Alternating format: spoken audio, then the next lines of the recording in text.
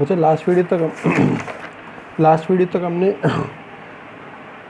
श्वसन की steps of respiration को पढ़ा था, श्वसन के प्रकार पढ़े थे, ठीक है ना। दो प्रकार से ऑक्सीय और अनॉक्सीय श्वसन को हमने देखा था। आज हम देखने वाले श्वसनांग को, रेस्पिरेटरी ऑर्गन।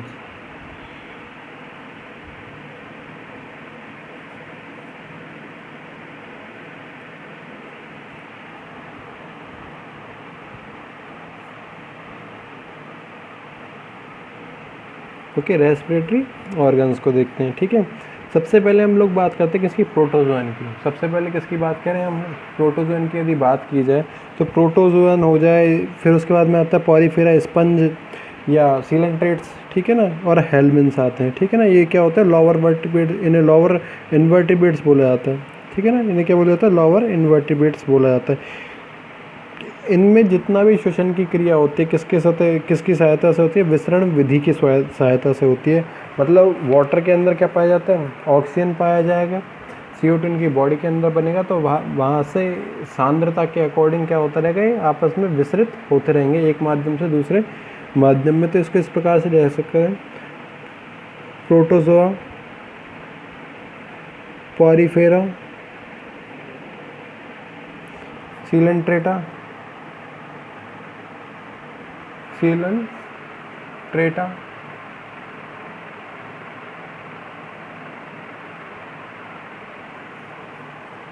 सीलेंट्रेटा हेलमिन्स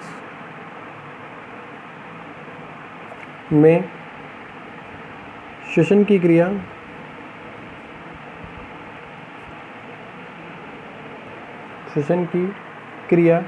विसरण विधि द्वारा, विसरण डिफ्यूजन मेथड विधि द्वारा पूरी होती है, ठीक है ना।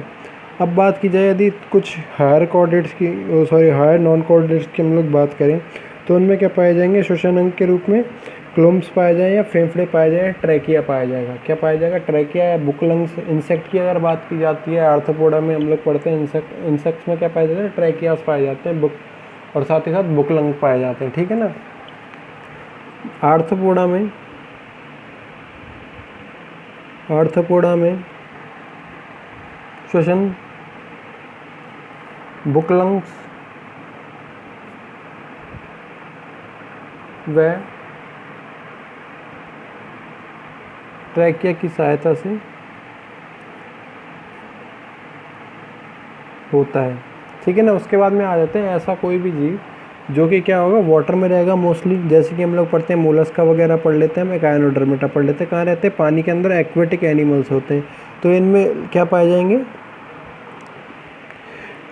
गिल्स पाए जाएंगे। इनमें रेस्पिरेशन के लिए क्या पाया जाएगा, गिल्स पाया जाएगा। फिर उसके बाद में आता है मत्स्य या फिशीज वर्ग या एम्फीबिया, उसमें भी क्या पाए जाएंगे, गिल्स पाए जाएंगे, ठीक है ना। तो इसको इस प्रकार से लिख सकते हैं, हायर उच्चतर अकशेरुकी व कशेरुकी जंतुओं में श्वसन हेतु गिल्स, क्लोम बोलते हैं इसे, गिल्स, लंग्स, फेफड़े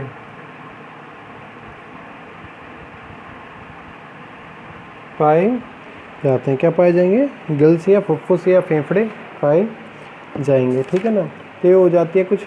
अब बात की जाए यदि सरीसृप की, अब रेप्टाइल की बात करते हैं तो इसमें क्या पाए जाएंगे, रेप्टाइल हो गया, बर्ड्स हो गया और मैमल्स हो गया, उनमें क्या पाए जाएंगे, लंग्स पाए जाएंगे, ठीक है ना। तो ये हो जाता है आपके क्या, श्वसनांग या रेस्पिरेटरी ऑर्गन। फिर उसके बाद में आती है स्ट्रक्चर ऑफ लंग्स, फुफ्फुस की स्ट्रक्चर, फुफ्फुस की संरचना, स्ट्रक्चर ऑफ लंग,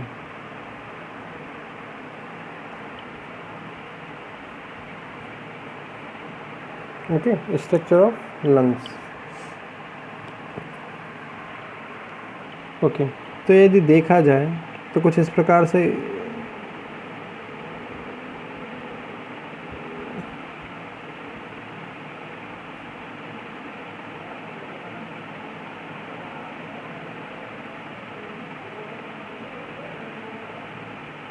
इस प्रकार से क्या पाए जाते हैं, लंग्स पाए जाते हैं।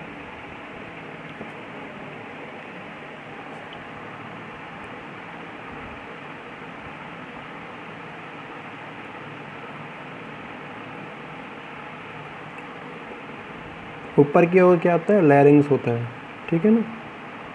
इसे क्या बोलते हैं, स्वर के लिए जो पाया जाता है, आवाज़ ध्वनि के लिए जो उत्तरदायी होता है। ट्रैकिया नीचे की तरफ पाए जाते हैं, ट्रैकिया, और ट्रैकिया आगे किसमें, ब्रोंकाई में। ट्रैकिया आगे किसमें, ब्रोंकाई में विभक्त हो जाते हैं। फिर उसके बाद में आता है आपका ये जो लेफ़्ट वाला जो होता है आपका, लंग्स होते हैं, इसमें 2 लोब्स पाए जाते हैं और राइट वाले में 3 लोब्स पाए जाते हैं। ऊपर वाले जो राइट का जो होता है, ऊपर वाले में क्या होता है, अपर लोब होता है, अपर लोब, मिडिल लोब और लोअर लोब। इसमें क्या होते हैं, अपर लोब और लोअर लोब पाए जाते हैं। अंदर की तरफ क्या पाई जाती है, छोटी छोटी कोशिकाएं पाई जाती है जिसे हम लोग पाए जाते हैं एल्वियोलाई।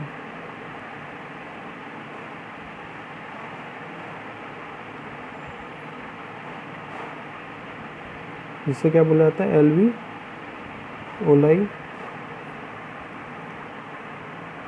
ओलाई बोला जाता है।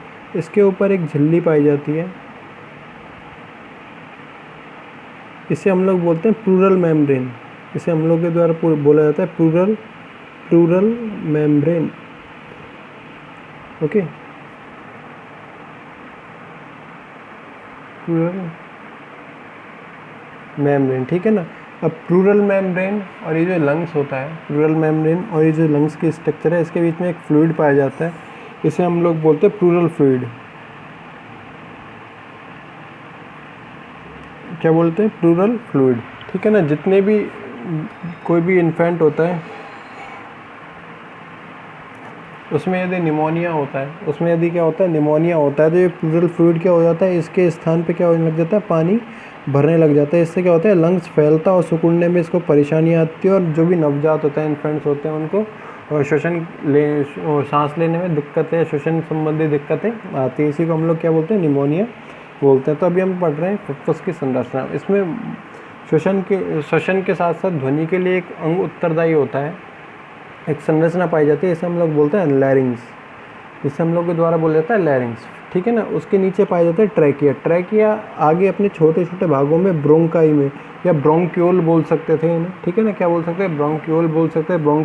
ब्रोंक्यूल में पाए जाते हैं, और ब्रोंक्यूल आगे जाके क्या हो जाते हैं, विभक्त हो जाते हैं, आगे जाके क्या हो जाते हैं, विभक्त हो जाते हैं, ठीक है ना, लंग्स के अंदर, जिसे हम लोग ब्रोंकाई बोल सकते थे। अब ये जो आपका लेफ्ट लंग्स होता है, ये वाला क्या है, लेफ्ट लंग्स, ये है राइट लंग्स, ठीक है ना। लेफ्ट लंग होता है, इसमें क्या होता है, इसमें 2 लोब्स पाए जाते हैं। ऊपर वाले लोब को हम लोग अपर लोब बोलते हैं, नीचे वाले लोब को हम लोग लोअर लोब बोलते हैं, ठीक है ना। इसके अंदर छोटी छोटी कूपिकाएँ, छिद्र पाए जाते हैं, जैसे कि स्पंज में पाए जाते हैं छिद्र, जैसे किस में हो, स्पंज में छिद्र पाए जाए, इस प्रकार के छिद्र पाए जाते हैं। इन छिद्रों को, इन पोर्स को हम लोग बोलते हैं एल्वियोलाई, जिस तक क्या होती है, जितनी भी ब्लड कैपिलरीज होती हैं वो आकर रुकती हैं, ठीक है ना। वो आकर क्या होती है, रुकते हैं, और यहीं से क्या होता है, O2 और CO2 का विनिमय एक्सचेंज होता है, गैसों का एक्सचेंज होता है, ठीक है ना। अब जो राइट लंग्स होते हैं, इसके 3 लोब्स पाए जाते हैं, अपर लोब, मिडिल लोब और लोअर लोब पाया जाता है। यदि बात की जाए लंग्स की, लंग्स के ऊपर एक झिल्ली पाई जाती है, ठीक है ना। क्या पाई जाती है, झिल्ली पाई जाती है। इस झिल्ली को हम लोग बोलते हैं प्लूरल मेम्ब्रेन, ठीक है ना। प्लूरल मेम्ब्रेन और लंग्स के बीच में, एक फ्लूइड भरा हुआ होता है, एक लिक्विड भरा हुआ होता है, जो कि क्या होता है, इसको घर्षण रहित, लंग्स के फैलने और सिकुड़ने को क्या बनाता है, घर्षण रहित बनाने का कार्य करता है, ठीक है ना। क्या करता है, घर्षण रहित बनाने का कार्य करता है। ओके, जिसको हम लोग बोलते हैं प्लूरल फ्लूइड बोला जाता है, ठीक है। जितने भी नवजात होते हैं, इन्फेंट्स होते हैं, उनमें निमोनिया जो रोग पाया जाता है, क्या हो, निमोनिया का रोग जो भी होगा, उसमें क्या होगा, ये जो प्लूरल फ्लूइड होता है इसके स्थान पे क्या हो जाता है, पानी भर जाता है, जिससे लंग्स आसानी से फैल और सिकुड़ नहीं पाते, नहीं पाते हैं, ठीक है ना। जिससे सांस लेने में क्या होगी, दिक्कतें उत्पन्न होगी। तो ये हो जाती है आपकी एक सिंपल स्ट्रक्चर हो जाती है किसकी, लंग्स की हो जाती है। फिर बात आती है हिस्टोलॉजी ऑफ लंग्स, फेफड़े की ऊतकीय संरचना,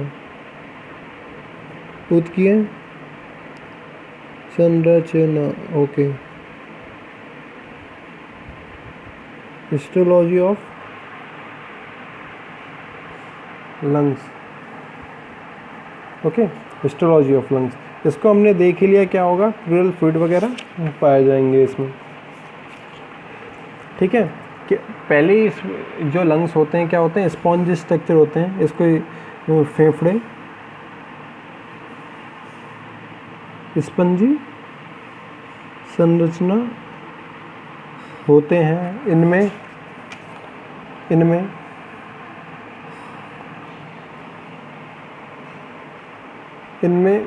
75 लाख तक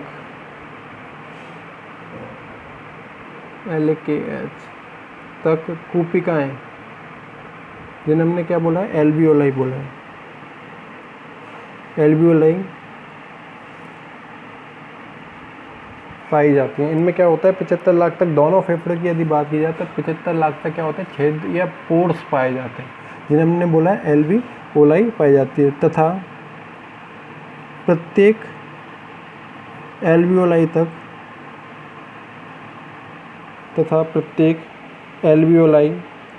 तक ब्लड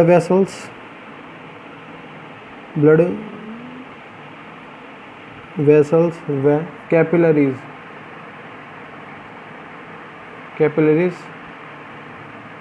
जाती हैं, ठीक है ना। क्या होती हैं, कैपिलरीज जाती है। अब ये ब्लड कैपिलरीज के द्वारा एक कोशिकाओं से क्या होगा, जो अशुद्ध रक्त होगा, मतलब CO2 वाला जो रक्त होगा, वो कहाँ तक आएगा, एल्वियोलाई तक आएगा, जिससे एल्वियोलाई में CO2 को रिलीज़ कर दिया जाएगा, ठीक है। और इधर ही एल्वियोलाई से क्या होगा, गैस O2 का एक्सचेंज होगा किसमें, ब्लड में, ठीक है ना।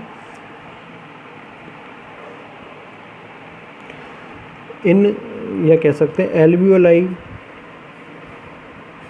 के माध्यम से ही शरीर में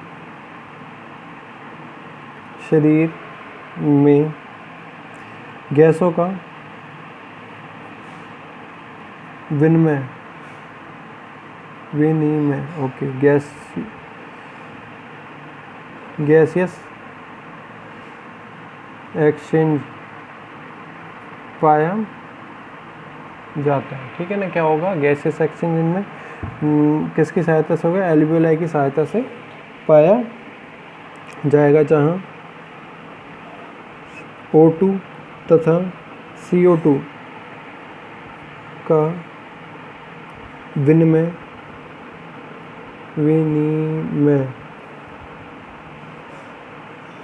एक्सचेंज होता है, ठीक है ना। क्या होगा, यहाँ पे O2 और CO2 का एक्सचेंज होगा, ओके।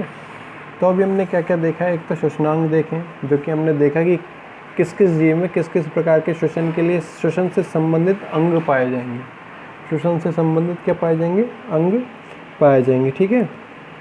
फिर हमने एक लंग्स की स्ट्रक्चर देखी है, जिसको हमने तरीके से देखा, ठीक है ना, जिसमें हमने बात की लंग्स 2 पार्ट्स में डिवाइड हो, और आगे भी जैसे बात कर सकते हैं, अस्थियों के पंजर में, स्केलेटन में क्या पाया जाता है, बंधा हुआ पाया जाता है, इसको जिसके क्या है, नीचे की ओर स्टर्नम पाई जाएगी, ऊपर की ओर वर्टिब्रेस पाए जाएं, आगे की ओर रिब्स पाए जाएं, 12 जोड़ी रिब्स होंगी, इनके बीच में मसल्स पाए जाएंगे, इंटरकॉस्टल मसल्स होगी, जो कि इनको फैलने और सिकुड़ने में क्या करेंगी, मदद करने का काम करती हैं। ये सारा देखा। फिर हमने बात की इनमें क्या पाई जाती है, लगभग 75 लाख तक दोनों के दोनों लंग्स में एल्वियोलाई पाई जाती है, जहाँ पे क्या होगा, प्रत्येक एल्वियोलाई तक ब्लड वेसल्स या कैपिलरीज जाती हैं, जो कि क्या करती है, रक्त को लेकर जाती है, जहाँ से गैसों का विनिमय किया जा सके, जहाँ से O2 और CO2 को चेंज किया जा सके, ठीक है ना। CO2 को बॉडी से बाहर निकाला जा सके, O2 को बॉडी के अंदर या कोशिकाओं तक पहुँचाया, रक्त की सहायता से पहुँचाया जा सके एल्वियोलाई की सहायता से। बाकी हम लोग करेंगे नेक्स्ट वीडियो में। Thank you.